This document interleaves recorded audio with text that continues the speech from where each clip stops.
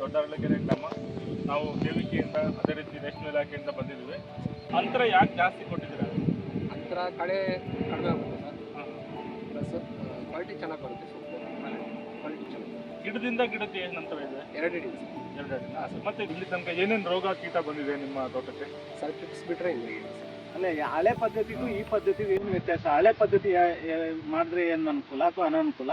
ಈ ಪದ್ಧತಿಗೆ ಏನು ಅನುಕೂಲ, ಸ್ವಲ್ಪ ಏನೋ ಅನಾನುಕೂಲ ಆಗಿದೆ? ಅನುಕೂಲ ಇದೆ ಸರ್. ಹಳೆ ಪದ್ಧತಿ ಅಂದ್ರೆ ಮುಂಚೆ ಎಲ್ಲ ನೀವು ಕುತ್ಕೊಂಡು ಕೊಯ್ತಾ ಇದೀವಿ, ಮೊಣಕಾಲು ನೋವು ಬರೋದು ಅರ್ಥ ಐತಿ. ಈಗ ನಿಂತ್ಕೊಂಡೆ ಕೆಲಸ ಮಾಡ್ತಾರೆ. ಈಗ ಅಂತರ ಜಾಸ್ತಿ ಕೊಟ್ಟಿರೋದ್ರಿಂದ ನೇರವಾಗಿ ಕಡ್ಡಿ ಕಟ್ ಮಾಡಿ ಟ್ರಾಕ್ಟರ್ನಾಗ ಹಂಗೆ ಹಾಕ್ಬೋದಲ್ಲ ಸರ್? ಹೌದು ಸರ್. ನೆಲಕ್ಕೆ ಹಾಕ್ತಂಗೆ ನೇರವಾಗಿ ಉಳುಕ್ ಹಂಗೆ ಆಗ್ತದೆ ಸರ್. ಪ್ಲಸ್ ಕಳೆಗಂದ್ರೆ ಎತ್ತುಗಳಿಂದ ಒಳಗೆ ಉಳ್ತಾ ಇದ್ವಿ ಮುಂಚೆ. ಈಗ ಎತ್ತುಗಳಿಲ್ಲ, ಟ್ರ್ಯಾಕ್ಟರ್ ಆರಾಮಾಗಿ 8 ಅಡಿ ದೊಡ್ಡ ಗಾಡಿನೇ ಓಡಾಡುತ್ತೆ ಸರ್. ತೊಂದರೆ ಇಲ್ಲ. 5ನೇ ಲಾಕಿ ಮಾಡಿಸ್ಬಿಟ್ಟು ಯಾವುದೇ ಸಮಸ್ಯೆ ಇಲ್ಲ. ಏನು ಸಮಸ್ಯೆ ಇಲ್ಲ. ಮಾಡ್ಬೋದು. 8 ಅಡಿ ಇರೋದು. 8 ಅಡಿ ಇಳುವರಿ ಹೆಂಗೆ? ಚೆನ್ನಾಗಿ ಬರುತ್ತೆ ಸರ್. ಮೊದಲ ಪದ್ಧತಿಗೂ ಈಗ ಒಂದು ಏನು ಗುಮ್ಮೆ ಅಂತೀರ ಅಥವಾ ಒಂದು ಅದಕ್ಕೆ ಬುಡಕ್ಕೆ ಜಾಸ್ತಿನೇ ಬರ್ತದೆ. ಈಗ 1 ಎಕರೆಯಲ್ಲಿ ಅದರಲ್ಲಿ ನೆಲಗಡ್ಡೆ ಮಾಡ್ತಿದ್ರಲ್ಲ, ಅದಕ್ಕೂ ಇದಕ್ಕೂ ಅದೆಲ್ಲಾದ್ರೂ ಎಷ್ಟು ಎಕರೆಗೆ ಸಮಾನ? ಇದು 1 ಎಕರೆ ಸರ್ 2 ಎಕರೆ ಸಮಾನ ಇದೆ. ಮೂರು ಸೊಪ್ಪು ಪ್ಲಸ್ ಇಲ್ಲಿ ಅದರಲ್ಲೇ 4,000 ಬರುತ್ತೆ ಸರ್. 4,000 ಗೊಬ್ಬರ ನೀರು ಒಂದೇ ಸಲ ಕೊಟ್ಟರೆ ದಂಡೆ ಬರುತ್ತೆ. ಇದರಲ್ಲೇ ಬಂದ್ಬಿಡು. ಕೀಟಗಳು ಕಡಿಮೆ ಆಗಿದೆ. ಕಡಿಮೆ ಸರ್. ಮತ್ತೆ ಗಾಳಿ ಚೆನ್ನಾಗಿ ಆಡ್ತದೆ. ಚೆನ್ನಾಗಿ ಆಗ್ತದೆ. ಸಣ್ಣಲ್ಲಿ ಆಡುತ್ತಾ? ಇದರಲ್ಲಿ ಸ್ವಲ್ಪ ಮತ್ತೆ ಕಟ್ ಮಾಡೋದಕ್ಕೆ ಈಸಿ. ಇವೆಲ್ಲ ಅನುಕೂಲ ಇರೋದ್ರಿಂದ ನೀವು ರೈತರಿಗೆ ನೀವು ಏನು ಹೇಳಕ್ ಬಯಸ್ತೀರ? ಬೇರೆ ರೈತರಿಗೆ ಅನುಕೂಲವಾಗಿರುತ್ತೆ ಸರ್. ಅಲ್ಲಿ ಅವರಿಗೆ ಎಲ್ಲರೂ ಇದೇ ತರ ಮಾಡ್ತಾರೆ. ಇದೇ ತರ ಅಂದ್ರೆ ಸಾಲಿನಿಂದ ಸಾಲಿಗೆ ಎಷ್ಟು ಅಂತರ ಕೊಡ್ಬೇಕು? 8 ಅಡಿ ಸರ್. 8 ಅಡಿ. 8 ಅಡಿ. ಇಲ್ಲ ಸ್ವಲ್ಪ ಜಮೀನು ಕಡಿಮೆ ಇದ್ರೆ 6 ಅಡಿ ಕೊಟ್ಟರೆ ನಡೀತಾ ಇದೆ. ಗಿಡದಿಂದ ಗಿಡಕ್ಕೆ 2 ಅಡಿ ಇರಬೇಕು ಸರ್. ಇತರೆ ರೈತರ ಅಳವಡಿಕೆ ಮಾಡ್ಕೊಳ್ಳೋದ್ರಿಂದ ನೀರು ನಿರ್ವಹಣೆ ಚೆನ್ನಾಗಿ ಮಾಡ್ಕೊಳ್ಬಹುದು. ಕಳೆ ನಿರ್ವಹಣೆ, ಕಳೆ ನಿರ್ವಹಣೆ, ಪೋಷಕಾಂಶಗಳ ನಿರ್ವಹಣೆ, ಮತ್ತೆ ಕೆಲಸ ಅಥವಾ ತೋಟದಲ್ಲಿ ಇರ್ತಕ್ಕಂಥ ಕಳೆ ಇತರೆ ನಿರ್ವಹಣೆಗೂ ಕೂಡ ಅನುಕೂಲ ಆಗುತ್ತೆ ಅಂತ ನಿಮ್ಮ ಒಂದು ಅನುಭವ. ಹೌದು sir. Thank you sir. Aranahalli ಅಂತ ಒಂದು ಊರಿದೆ. ಅಲ್ಲಿ ಒಂದು 50 ಎಕರೆ ಜಮೀನಿನಲ್ಲಿ ನಮ್ಮ ಫಾರ್ಮ್ ಇದೆ. ಅಲ್ಲಿ ಒಂದು 7 ಜನ ನಾವು ವಿಜ್ಞಾನಿಗಳಿರ್ತೀವಿ. ತೋಟಗಾರಿಕೆ, ಮಣ್ಣು ವಿಜ್ಞಾನ, ಮತ್ತೆ ಜೇನು ಸಾಕಾಣಿಕೆ, ರೇಷ್ಮೆ, ಮತ್ತೆ ಹೈನುಗಾರಿಕೆ, ಮತ್ತೆ ನಾವೇನು ಗೃಹ ವಿಜ್ಞಾನ. ಇದು ಅವಾಗ ನಮ್ಗೆ ಸ್ವಲ್ಪ ಕುಯ್ಕೊಂಡು ಹೋಗ್ತಾ ಇರೋದೆ ಆಗಿಲ್ಲ. ಮತ್ತೆ ತೋಟದೆಲ್ಲ ನಾವು ಕನ್ವರ್ಟ್ ಈ ತರ ಮಾಡಿದ್ವಿ. ಸಾಲ್ಕಡ್ಡಿ ಇತ್ತೆಲ್ಲ ಒಂದಷ್ಟು ಕೊಯ್ಯರೆ ಆಗಬೇಕು. ಸ್ವಲ್ಪ ಬಿಸಿ ರಕ್ತ ಇತ್ತು, ಕೊಯ್ತಾ ಇದ್ವಿ. ಈಗ ಆಗೋದಿಲ್ಲ. ನಾವು ಕಾಲ ಚೇಂಜ್ ಆದ್ರೆ ನಾವು ಚೇಂಜ್ ಆಗ್ಬೇಕಂತ ನಾವು ತೋಟ ಎಲ್ಲ ಕತ್ರಿಯಲ್ಲಿ ನಿಂತ್ಕೊಂಡು ಕಟ್ಟೋವಾಗ ಮಾಡಿದ್ವಿ ಸರ್. ನಮ್ಮ ತಾತನ ಕಾಲದಲ್ಲಿಂದ ಬೇಸಿ ಈಗ ಏನಾಗುತ್ತೆ, ಯಾವ್ದು ಹುಳು ಮೇಸ್ತೀವಿ ರೇಷ್ಮೆ ಅಂದ್ರೆ ಗೋಲ್ಡ್ ಅದೇ ರೀತಿ ನಮಗೂ ಮೈಂಡ್ ಸೆಟ್. ಅದು ಬೆಳೆ ಆಗ್ತಾ ಇದೆ, ಇದು ಬೆಳೆ ರಿಸ್ಕ್. ಏನಾದ್ರು ಒಂದು ಬೆಳೆ ಕೊಡ್ತೆ, ಅಯ್ಯೋ ಈ ಬೆಳೆ ಬೇಡ ಅನ್ಸ್ತಾ ಇತ್ತು ನಮಗೂ. ಈಗ ನೋಡಿ ಸ್ವಲ್ಪ ಕಷ್ಟ ಆಯ್ತು. ಗೋಲ್ಡ್ ಮೇಸ್ತಾ ಇದ್ವಿ. ಏನ್ ಹುಳುಮಾಗಿದ್ರೆ ಚಂದ್ರಂಕಿ ಎತ್ತಬೇಕು, ಚಂದ್ರಂಕಿ ಇಳಿಸ್ಬೇಕು. ಆಯೋರ್ ಸಿಗ್ತಾರಲ್ಲ ಅವ್ರನ್ನ ಲೇಬರ್ಸ್ ಅವ್ರನ್ನ ಕರ್ಕೊಂಡ್ಬರ್ಬೇಕಾದ್ರೆ ನಮ್ ಟ್ಯಾಕ್ಟ್ರಿ ತಗೊಂಡು ಕಸ ಅವ್ರ ಮನೆ ಹತ್ರ ಹಾಕ್ಬಿಟ್ಟು ಅವ್ರನ್ನ ಕರ್ಕೊಂಡ್ಬರ್ಬೇಕಾಗಿತ್ತು ಕಸ ಹುಳು ಆಯ್ಲಿಕ್ಕೆ. ಆಗ ನಮ್ದು ಕಸರೆಲ್ಲ ಅಲ್ಲಿ ಹೋಗ್ತಾ ಇತ್ತು, ನಮ್ದು ಗೊಬ್ಬರ ಎಲ್ಲ ಅವ್ರ ಮನೆಗೆ ಹೋಗ್ತಾ ಇತ್ತು, ನಮ್ ತೋಟಕ್ಕೆ ಹೋಗ್ತಾ ಇರಲ್ಲ. ಮೇನ್ ಇದ್ರಾಗೆ ಅದೊಂದು ಪ್ರಾಬ್ಲಮ್ ಆಗ್ತಾ ಇತ್ತು. ಮತ್ತೆ ಆಯ್ಲಿಕ್ಕೆ ಜನ ಬರ್ತಾ ಇರಲ್ಲ. ನಾವು ಮನೆಯವರು ಹುಳು ಮಾದರಿ ಸ್ಯಾಂಪಲ್ ಆಯ್ತಂದ್ರೆ ಇಟ್ಟು ನೀರು ಬಿಟ್ಟು ಆಯ್ಬೇಕಾಯ್ತು. ಇಟ್ಟು ನೀರು ಬೆಳಗ್ಗೆ ಸ್ಯಾಂಪಲ್ ಒಂದ್ ಹುಳ ಆಯ್ತಾ ಅಲ್ಲೇ ಆಯ್ಬೇಕು, ಒಂದ್ ಹುಳ ಆಯ್ತಾ ಅಲ್ಲೇ ಆಯ್ಬೇಕು. ಬೆಳಗ್ಗೆ 1 ವರ್ಷ, ಮಧ್ಯಾಹ್ನ 3 ವರ್ಷ ಆಯ್ಸೋತ್ಕ ಮನುಷ್ಯ ಫುಲ್ ಫಿನಿಶ್ ಆಗೋಗ್ತಾ ಇದ್ದ. ಆದ್ರಿಂದ ನಮ್ಗೆ ನೋಡಿ ಸಾಕಾಯ್ತು. ಮತ್ತೆ ಸತೀಶ್ ಸರ್ ನಮ್ಗೆಲ್ಲ ಗೈಡ್ಲೈನ್ಸ್ ಮಾಡ್ತಾ ಇದ್ವು. ನಾವು 1-2 ಬೆಳೆ ಮಾಡಿದ್ವಿ, 2 ಬೆಳೆ ಕೈ ಸುಟ್ಕೊಂಡ್ವಿ. ಆಗ್ಲಿ ನೋಡೋಣ ಈ ಸರಿ ಇಂಟ್ರೆಸ್ಟ್ ಮಾಡೋಣ ಅಂದ್ಬಿಟ್ಟು ಮಾಡ್ತಾ ಇದೀವಿ. ಈಗ 5ನೇ ಬೆಳೆ ಇದು. 4 ದಿನದಲ್ಲಿ ಇದೆ ಹುಳುವ, ತುಂಬಾ ಚೆನ್ನಾಗಿದೆ. ನೀನ್ ಎಷ್ಟು ದಿನದಲ್ಲಿ ಆಗುತ್ತಿದ್ದು ಸರ್? ಇದು ಭಾನುವಾರ ಸ್ವಲ್ಪ ಬೆಳಗ್ಗೆ ಸೊಪ್ಪಿತ್ತಿರೋದು. ಭಾನುವಾರ ಕರೆಕ್ಟ್ ಬೆಳಗ್ಗೆ ನಾವು ಇದು ಚಂದ್ರಕ್ಕೆ ಸೊಪ್ಪಾಕಿ ಚಂದ್ರಕ್ಕೆ ಬರ್ತೀವಿ. ಹೌದು. ಒಂದು ನೀವು ಬಿಗಿನಿಂಗ್ ಅಲ್ಲಿ ಎಷ್ಟು ದಿನ ಬೇಕಾಗುತ್ತೆ? ನೀವು ಹೊಟ್ಟೆ ಇಲ್ಲಿ ತಂದು ಚಾಕಿ ತಂದ್ಮೇಲೆ ಸರ್ ನಾವು ಈಗ ಸೆಕೆಂಡ್ ಮೌಂಟೆಡ್ ತಗೊಂತಾ ಇದೀವಿ, ಥರ್ಡ್ ಮೌಂಟೆಡ್ ತಗೊಂತಾ ಇದೀವಿ.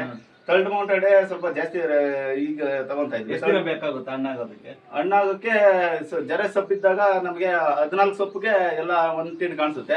15 ಸೊಪ್ಪು ಕೊಟ್ಬಿಟ್ಟು ನಾವು ಚಂದ್ರಕ್ಕೆ ಹಚ್ಚಿಬಿಡ್ತಾ ಇದೀವಿ. 17 ದಿನ ಕೂಡ ಚಂದ್ರಿಕೆ ಚಂದ್ರಿಕೆಯಲ್ಲಿ ಥರ್ಡ್ ಬೇಯಿಸ್ಬಿಡ್ತಾರೆ. ಅದಾದ್ಮೇಲೆ ಬರೀ 2 ಇಂಚ್ ಇಲ್ಲಿ 4th 5th ಇಲ್ಲಿ ರೈತರು ಥರ್ಡ್ ಮೌಂಟ್ ಕೊಡ್ತಾ ಇದೀವಿ. ಕರೆಕ್ಟ್ ಆಗಿ ಅವ್ರ ಸರ್ ಕೆಲಸ ಮಾಡೋದು 10 ದಿನ ಸರ್, 15 ದಿನ. ಹೌದು ಸರ್, ಅದೊಂದು ನಮ್ಗೆ ಬಾರಿ ಅನುಕೂಲ. ಥರ್ಡ್ ಮೌಂಟೆಡ್ ಗಂಟೆಗೆ ಒಂದು 200 ಚಂದ್ರಕ್ಕೆ ಬೇಕಾಗುತ್ತೆ. ಎಷ್ಟು ಸಲ ಬಳಸ್ಬೋದು ನೀವು ಅಂತ? ಸರ್ ಇದು ಬಳಸ್ಬೋದು ಅಂದ್ರೆ ನಮ್ಗೆ ಹೆಚ್ಚು ಕಮ್ಮಿ ಈಗ ನಾವು 2 ವರ್ಷ ಆಗಿದೆ ತಗೊಂಬಂದು, 2 ವರ್ಷದಿಂದ ಬಳಸ್ತಾ ಇದೆ. ಅವ್ರು ಹೇಗೆ ಕೊಟ್ಟಿದಾರೋ ಹಾಗೆ ಇದೆ. 2 ವರ್ಷದಿಂದ ಬಳಸ್ತಾ ಇದ್ವಿ, ಏನು ತೊಂದರೆ ಆಗಿಲ್ಲ.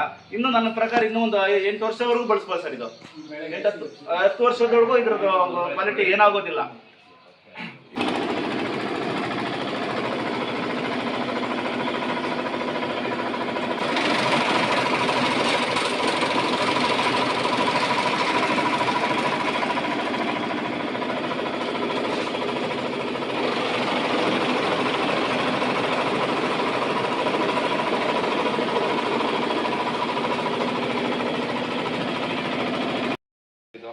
ಈಗ ಪಕ್ಕದೂರವರು ಇದು ನೋಡಿ ತಗೊಂಡೋಗ್ತಾ ಇದ್ದಾರೆ. ನಾವು ಒಂದ್ಸರಿ ಮಾಡ್ಕೊಂತೀವಿ, ಎಲ್ಲರಿಗೂ ಕೊಡ್ತಾ ಇದ್ದೀವಿ. ಪಕ್ಕದೂರು ನಮ್ಮೂರಲ್ಲಿ ಮಾಡ್ತಾರೆ, ಒಂದು 10-20 ಜನ ಮಾಡ್ತಾರೆ. ಪಕ್ಕದೂರಲ್ಲೂ ಮಾಡ್ತಾ ಇದ್ದಾರೆ. ಈಗ ಒಂದು ಹಳ್ಳಿಯಲ್ಲಿ ಕೊಟ್ಟಿರೋದ್ರಿಂದ ಹಳ್ಳಿಯೆಲ್ಲ ನೋಡ್ಕೊಂಡು ಇದು ಬಳಸ್ಕೊಂತ ಇದ್ದಾರೆ. ರೇಷ್ಮೆ ಕಡ್ಡಿ ಸರ್ ಇದು ಬಂದು ಚಿತ್ರದುರ್ಗದಿಂದ ಡೈರೆಕ್ಟ್ ಆಗಿ ಇಲ್ಲಿ ಇಳಿಸಿದೆ ಸರ್ ರೇಷ್ಮೆ ಇಲಾಖೆ. ಆಯ್ತು 1 ವರ್ಷ ಆಯ್ತು ಸರ್. ಹೌದು ಸರ್, ಡೀಸೆಲ್ ಇದು ಚಾಪ್ ಕಂಪ್ಲಿ ಕಡ್ಡಿ ಇಷ್ಟಪ್ಪ ಇರೋದನ್ನೆಲ್ಲ ನಮ್ಗೆ ಇಷ್ಟು ದಪ್ಪ ಇದೆ ಕಡ್ಡಿ. ಇದು ಪುಡಿ ಹಾಫ್ ಇಂಚಾಗಿ ಪುಡಿ ಮಾಡುತ್ತೆ.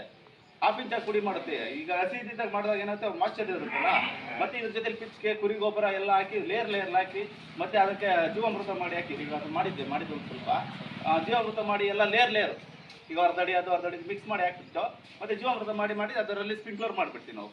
ಮತ್ತೆ ಅದು ತೇವಾಂಶ ಕಾಪಾಡಿದಾಗ ಮಿನಿಮಮ್ ಅಂದರೆ ನಮಗೆ 45 ಡೇಸಿಂದ 60 ಡೇಸ್ ಒಳಗಡೆ ಫುಲ್ಲು ಧೂಳಾಗ್ಬಿಡುತ್ತೆ ಗೊಬ್ಬರ. ಇದು ಕಡ್ಡಿ ಏನಿದೆ ಎಲ್ಲ ಪುಡಿ ಆಗ್ಬಿಡುತ್ತೆ ಗೊಬ್ಬರ. ಆಗ ನಮ್ಗೆ ಬಳಸಲಿಕ್ಕೆ ಚೆನ್ನಾಗಿರುತ್ತೆ ಕಂಪ್ಲಿ ಗಿಡಕ್ಕೆ.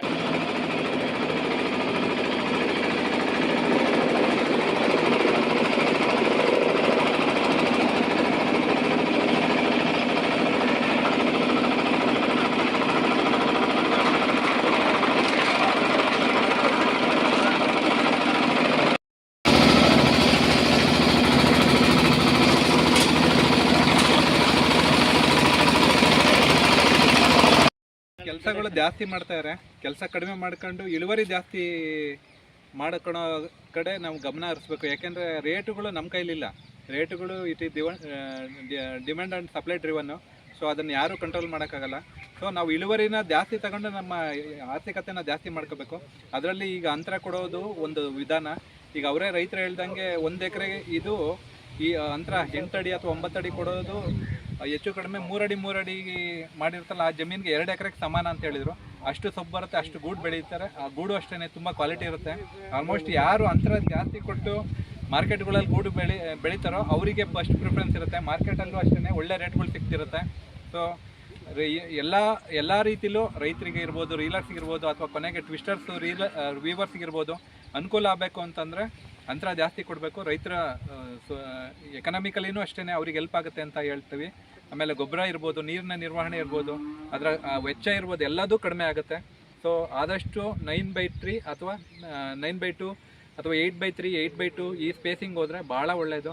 ಸಣ್ಣ ರೈತರು ಈಗ ಅರ್ಧ ಎಕರೆ ಇಟ್ಕೊಂಡಿರ್ತಾರೆ. ಅವರು ಅಟ್ಲೀಸ್ಟ್ 6 ಅಡಿ 3 ಅಡಿ ಹಂಗೆ ಮಾಡಿದರೆ 6 ಅಡಿ 2 ಅಡಿ ಇಂಥ ಅಂತರ ಕೊಟ್ಟರೆ ಸಾಕಷ್ಟು ಉಳಿತಾಯ ಮಾಡಿಕೊಂಡು ಅಭಿವೃದ್ಧಿ ಹೊಂದ್ಬೋದು ಅಂತ ನಾವು ಹೇಳ್ತೀವಿ.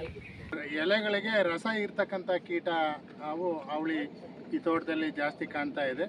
ಎಲೆ ಮೇಲ್ಭಾಗಕ್ಕೆ ನೋಡ್ತಾ ಇರ್ತವೆ. ಇರ್ತಕ್ಕಂಥ ಕೀಟನ ಹತೋಟಿ ಮಾಡ್ತಕ್ಕಂಥದ್ದು ಬಹಳ ಮುಖ್ಯವಾಗಿರುತ್ತೆ. ಮೊದಲನೇ ಹಂತವಾಗಿ ನಾವು ಪೋಷಣ್ಣು 7 ml 1 ಲೀಟ್ರ್ ನೀರಿಗೆ ನಾವು ಗಿಡಕ್ಕೆ ಸ್ಪ್ರೇ ಮಾಡೋದ್ರಿಂದನ ಅದು ಮೈಕ್ರೋ ನ್ಯೂಟ್ರಿಯೆಂಟು ಗಿಡಕ್ಕೆ ಚೆನ್ನಾಗಿ ಶಕ್ತಿ ಕೊಟ್ಟು ಎಲೆನೂ ಕೂಡ ಬಲಿಷ್ಠವಾಗಿರೋದ್ರಿಂದನ ರಸ ಇರೋ ಕೀಟಗಳ ಅವಳಿನೂ ಕೂಡ ಕಡಿಮೆ ಆಗುತ್ತೆ. ಫೈರ್ ಅಂತ ಹೇಳಿ 1.5 ml 1 ಲೀಟ್ರ್ ನೀರಿಗೆ ನಾವು ಬೆರೆಸಿ ಕೂಡ ಹೊಡೆದ್ರೆ ರಸ ಇರೋ ಕೀಟನ ನಾವು ಹತೋಟಿನೂ ಕೂಡ ಮಾಡ್ಬೋದು. ಲೀಫ್ ರೋಲರು ಕೂಡ ಕ್ಲೋರೋಫೆನ್ಫೈರ್ ಹೊಡೆದ್ರೆ ಅದು ಕೂಡ ಹತೋಟಿ ಆಗುತ್ತೆ.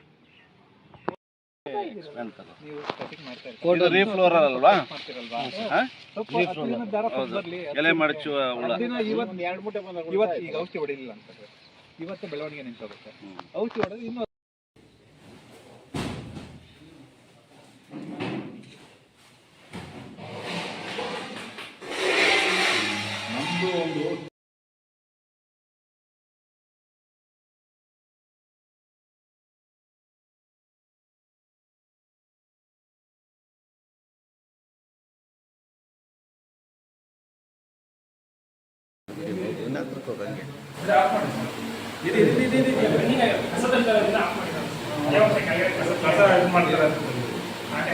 ಡಿ ಬೇರೆ ಇಲ್ಲಿಟ್ರೆ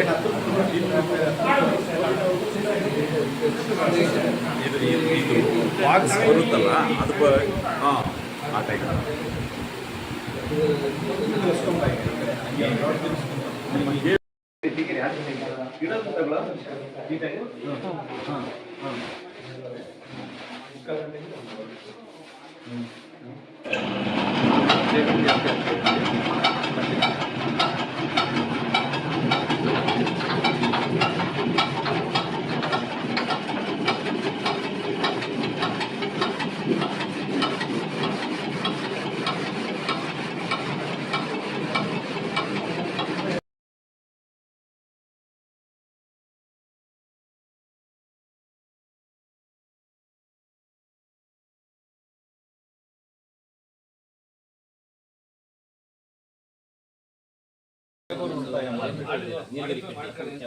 ಲೇಬರ್ ಉಳಿತಾಯ ಮಾಡ್ಕೋಬಹುದು.